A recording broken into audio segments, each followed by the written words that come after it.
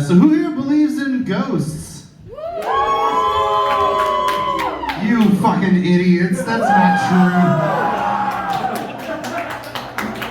true. You guys are also too eager. You don't fucking know, but here's how I know ghosts don't exist.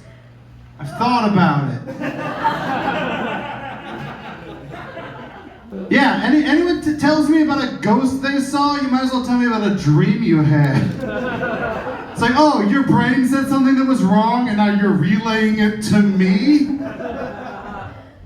Here's the thing, there's only one person on the planet Earth that's ever seen a ghost ever in their life. And that's my wife, Liz, because I love her, so I believed her when she told me. Okay, anyone else is like, hey, I saw a ghost one time. I'm like, fucking moron. Liz is like, I saw a ghost. I'm like, of course you did, honey. That's amazing. Her coworker that was there when she saw it? No, you didn't. Only Liz. Because when you're in love, your brain is very powerful and you can do cognitive dissonance with it. So here's something most audiences find relatable about me, and that is, my car is constantly covered in bird shit. Who else hates these fucking birds, am I right? Yeah, fuck birds.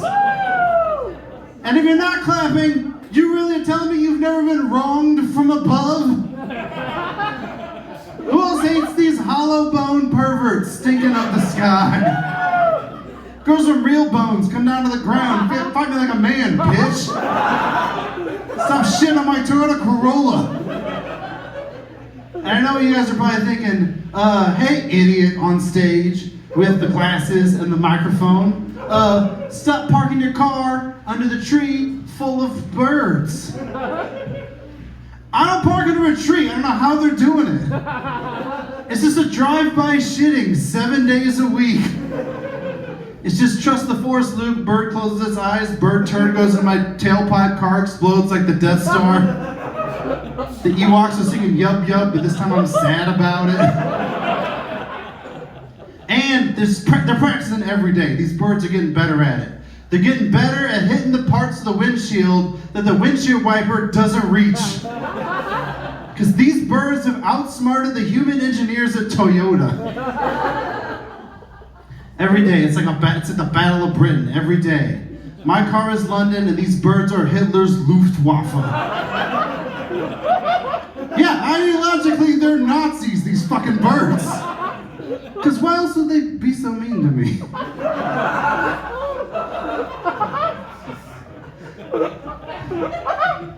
I read an article recently about how people keep pissing on Rush Limbaugh's grave. Isn't that awesome? But then I was like, how would I become Rush Limbaugh to these fucking birds? Here's the thing, I'm thinking about buying a gun. Because I live in South City. Sometimes you hear gunshots during the day, and you're like, that can't be crime, it's daytime. That's a regular citizen like me, who's sick and tired of these fucking birds and decided to do something about it. Here's what I'm actually going to do. I'm going to engineering school for a few years. And then I'm going to work to invent a car for birds. A bird-sized car. And then once it's working, even if it's not working, I'm going to go and I'm going to market it heavily in my neighborhood. There's going to be some, if you live in Southampton, Northampton, there's going to be some bird language billboards. Either down low because they're short, up high because they fly. I don't know, both. I'm going to be thorough. After a while, when it takes off, and all the birds in my neighborhood, they put on the little bird suits, go down to the credit union, get a fucking bird auto loan, buy these bird cars. I'm gonna trot around town dropping human-sized turds out of my human-sized asshole. Just smothering these fucking Barbie car-sized pieces of shit that I designed. And I know you're probably thinking, hey, that's disproportionate. You don't understand, it's literally every day.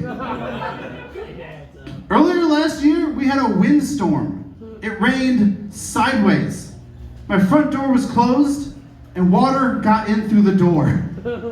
And when it stopped raining, fresh bird shit on my car. presumably from like 8 blocks that direction.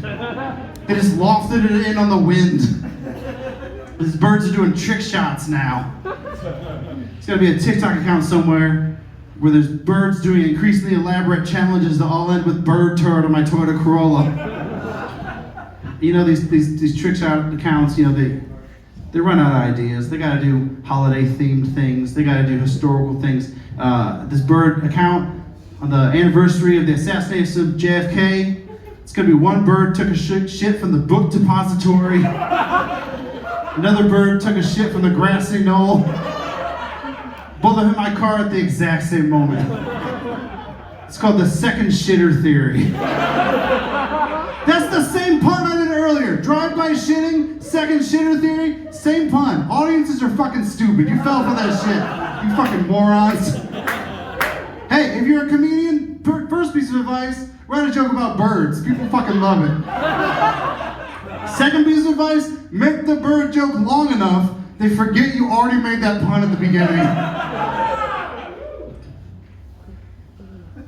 I know that joke was long. This is not a misdirection. I am changing topics now. So there was a convict that was escaped a few months ago, and he was on the loose. And all day I was reading about it.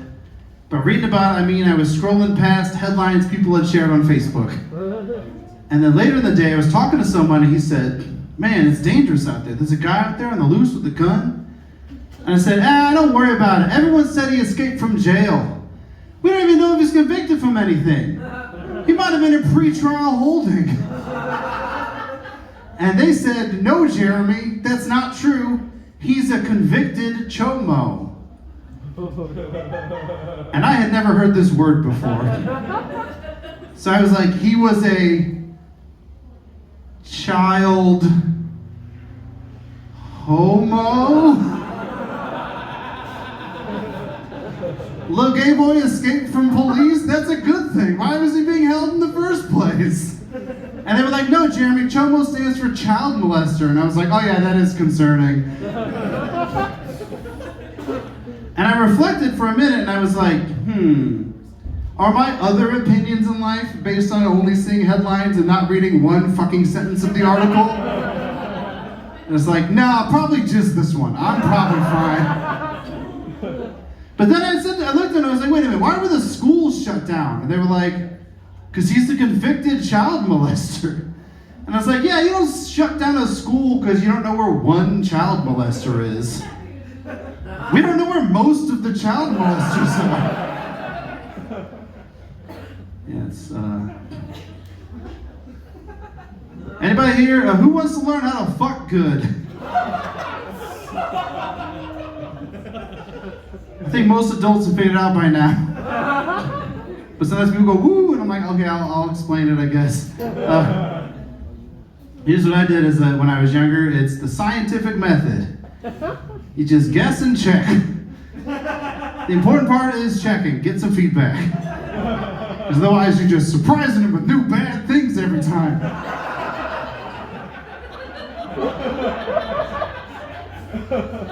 And one time a guy was telling me that he was reading like a 1,500-page book, and he said, oh man, it's like the most comprehensive guide to sexuality and pleasure that's ever been written. It's written by all these scientists, did all these studies. I'm gonna read it, I'm gonna learn how to be real good. And my first thought was, oh, the lengths a man will go to avoid taking constructive criticism from a woman.